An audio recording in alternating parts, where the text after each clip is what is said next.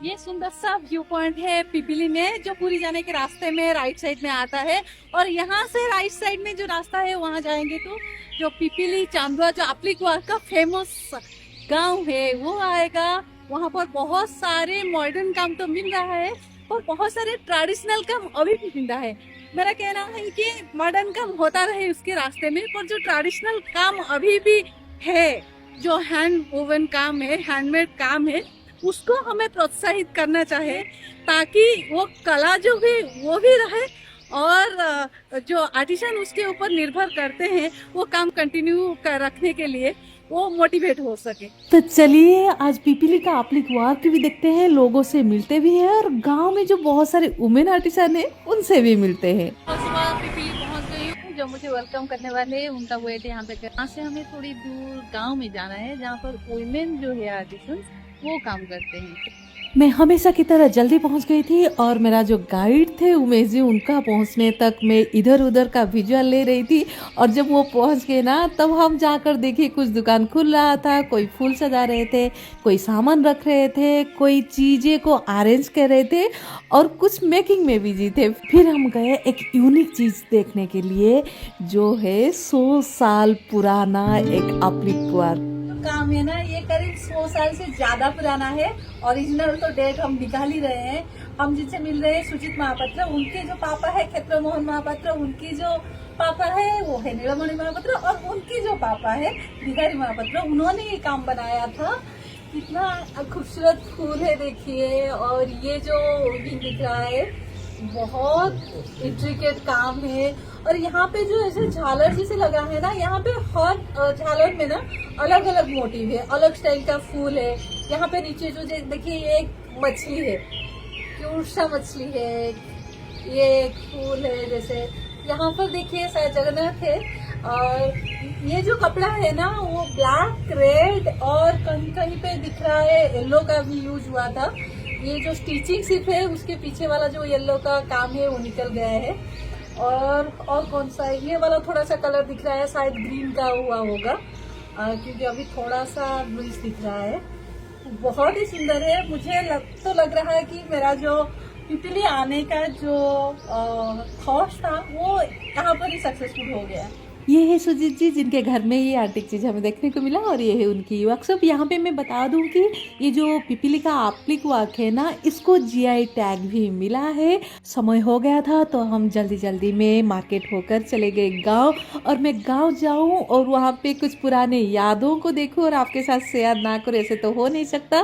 तो इसलिए मैंने वुमेन आर्टिशन को देखने के बाद चली गई गाँव की पुराने यादों ढूंढने में। हर मिट्टी का घर में पहले एक आंगन होता था जहाँ पर चारों तरफ रूम होते थे और बीच में जो जगह होता था वहाँ पर ट्यूबवेल होता था, पानी का सिस्टम होता था। तो यहाँ पर ऐसे घर है।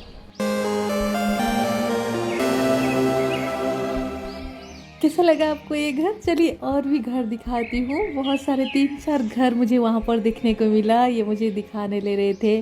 घर की जो पहला वाला हिस्सा है ना, लोग नहीं रह रहे हैं, वहाँ पर गाय भी थे बहुत सारे। एक तो मेरे साथ जैसे बात करने के लिए आगे आ गया। फिर वहाँ से जाने के बाद बहुत सारे बिल्लियाँ भी मुझे मिल गए देखने के लिए। वहाँ से मिला ये हिस्टोरिकल चीज़ जो हमारा झाड़ू होता है ना, वो जो बनाते हैं ना, ये मौसी जी बना रहे थे। अभी ये कैसे निकाला जाता था, वो जो झाड़ू होता है ना वही वाला चीज है, उसको पत्ते से ऐसे निकाल कर अलग किया जाता था। पहले जो होता था ना, नारियल के पेड़ से जो भी सूखा पत्ता गिरता था किसी को फेंका नहीं जाता था, सब कुछ यूज होता था। नारियल का पत्ता का यूज देख के आ रही थी। फिर यहाँ पे दिख गया है कि नारियल की रस से ना जो तेल निकालते हैं वो निकाला जा रहा है। फिर से यादें ताज़ा हो गया। फिर और एक जगह पे गई तो वहाँ पर देखा एक पुराना स्टाइल का जो अमर होता है ना, जहाँ पे धान रखते हैं, ऐसे एक घर होता है। उसके अंदर जाने के लिए वहाँ पर आजकल तो धान रखा नहीं जाता है, पर थोड़ा सा धान रखे ना पूजा किया जाता है। ये है एक पुराना अलमीरा। पहले के टाइम में याद है जैसे पीछे ऐसे घर होता था और हर घर के पीछे ना ऐसे एक गार्डन होता था जिसमें बहुत सारा वेजिटेबल होते थे, फ्रूट्स होते थे। और वहाँ पर दोपहर में जो सूखा पत्ता डाली होता था ना, उसको बड़े बुजुर्ग जो होते थे वो उसका कट करते थे और दोपहर में उसका आवाज़ ठक ठक ठक सुनाई देता था। ये सबको ना चूल्हा जलाने के लिए तैयार करके रखा जाता था। अब चले चलते हूँ मैं आर्टिसन के पास। इनको ना थोड़ा सा हिंदी बोलने के लिए शाय फील हो रहा था। आप कितने साल से काम कर रहे हैं? इतना तो 10 साल कह सकते हैं। 15 साल काम कर। पिपली के पास एक गांव है जगन्नाथपुर, जहाँ पर बहुत सारे लेडीज जो है वो जो एप्लिक का जो हैंडवर्क होता है ना, वो सारे काम करते हैं। मतलब सेकेंड लेयर का जो पैचवर्क है, मतलब जो एलिमेंट्स होते हैं, फ्लावर हो गया और जो भी एलिमेंट होता है वो यहाँ पे तैयार होके पिपली आता है और भी बहुत सारे जगह में जाता है। फिर जाके जो फाइनल डिजाइन है ना वो बनता है।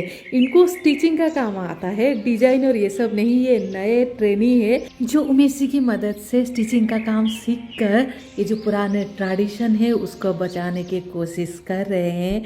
पर दुख की बात यह है कि गवर्नमेंट की तरफ से इनको एक ट्रेनिंग की सुविधा नहीं मिला है, ना मिला है आर्टिसन का कार्ड। उम्मीद है वो उनको जल्दी मिलेगा।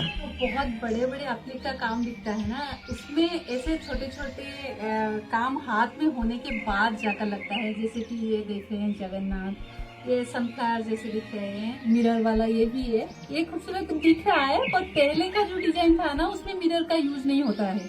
और अब ये जो बहुत सारे वेलवेट का कपड़ा देख रहे हैं वो आप लोग चाहते हैं इसलिए बन रहा है, नहीं तो यहाँ पर कटन का बनता था पहले। इन लोगों का काम देखकर, उनकी काम से इंस्पायर होकर और गांव में बहुत सारा यादें लेकर मैं आ गई पिपली। वहां पर मुझे अच्छा अच्छा खाना इंतज़ार कर रहा था। खाने के बाद मैं उमेश जी की जो पत्नी है, जो माँ जी है, उनका काम देखा, उनके साथ बातचीत किया।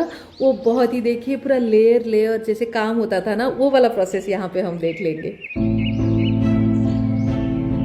जैसे ब्लू का कपड़ा है ना, ये लग जाता है, उसके ऊपर ये जो राउंड है, जो सर्कल है, वो डिजाइन होता है।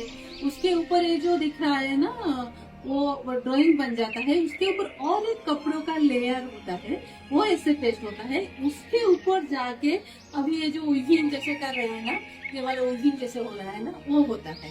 ये अभी ये जो चेन स्टिचिंग हो रहा है ना, इसको पहले कहा जाता था चिक्कड़, मतलब चांदुआ चिक्कड़ो काम इसका नाम था। तो ये स्टिचिंग की वजह से उसका नाम है सर।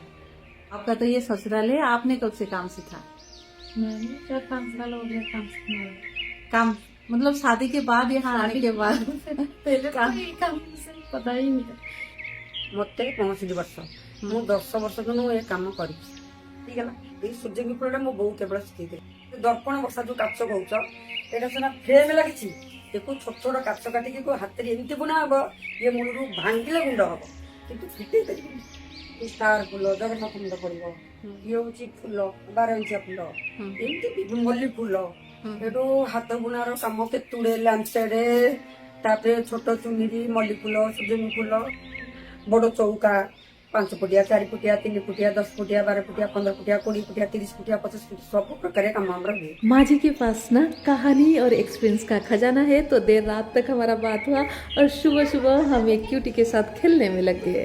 तो मेरा क्यूट सा हेल्पर को स्कूल से आने के बाद ये तो पूरा मेरा साथी बन गया था, मेरा कैमरा भी संभाल रहा था। सुबह सुबह मैंने देखा माँ जी कितने सारे फूल लाकर माला बना रहे हैं, पूजा कर रहे हैं। कार्तिक का महीना चल रहा था ना, पूजा कर रहे हैं। और इन्होंने तो मुझे पूरा खाना पीना बहुत मस्त बना के दिया। इतना अच्छा ये साग और मूंग बनाए थे कि मैं अभी तक याद कर रही हूँ।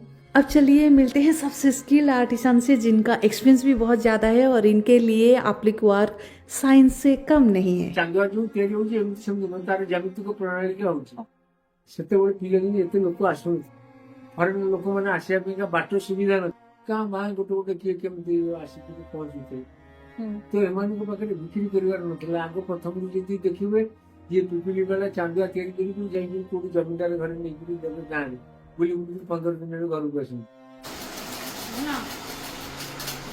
ये एक डिजाइनर वाला हैंडमेड फैन जो होता था ना हमारा बाम्बो का, वो वाला है।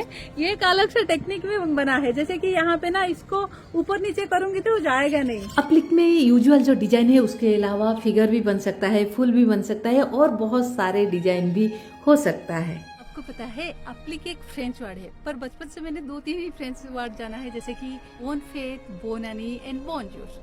बोन फेथ है हैप्पी बर्थडे एंड बोनानी है happy new year and bonjour है गुड मॉर्निंग। आपको कुछ फ्रेंच वर्ड याद है तो मुझे कमेंट में लिख के ज़रूर बताइए। कभी कभी ऐसे कोइंसिडेंस होता है ना, जब आपको लगता है कि अरे ये तो मैंने कुछ जाना है, इसके बारे में तो मैंने कुछ सुना है।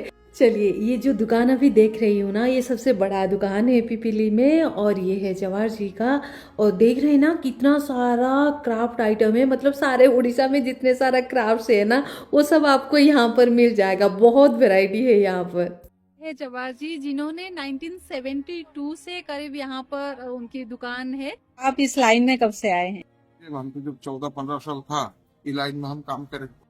छत्ती, चांदुआ, आलटो, त्रासो, ऐसी 8-10 आइटम बन रहा था। आप जो पहले दुकान किए थे तब यहाँ पर पिपीली में कितने दुकान थे? करीबन 15-20 दुकान थे उस समय। अच्छा, फिर 94 तक बहुत ज्यादा हो गए। ये हो गया करीबन 130-32 तक। हाँ, दुकान हो गया। तो अभी दुकान सब हट के ये बाईपास के टाइम से 2012-2014 से ये बाईपास चला गया। आपका 90% गाड़ी चला जाता है, कोनारक चला जाता है। पिछली में रास्ता 10% आ रहा है। वो 10% के अंदर से 5% खाली करने वाला, 5% जाने वाले। यहाँ पर जो कारीगर, जो दुकानदार दिन को 10,000 15,000 बिक्री करता था, अभी 1,000-2,000 बिक्री करता। बहुत कम। आपका 99 में जो साइक्लोन हुआ, हाँ। तो वो साइक्लोन ओटीएम मिल का जो था वो सबका बर्बाद हो गया। तो वो मिल का कपड़ा नहीं है। वही से क्या हुआ ना, हल्का क्वालिटी का कपड़ा बाजार को आने लगा 6 महीने 1 साल के अंदर में।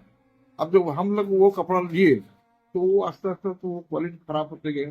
एप्लिक का जो छतरी है, इसको तो आप बहुत जगह पे देखे होंगे, क्योंकि ये तो डेकोरेशन में आजकल बहुत यूज होता है। और ये डिजाइन सारे मैंने इन भैया के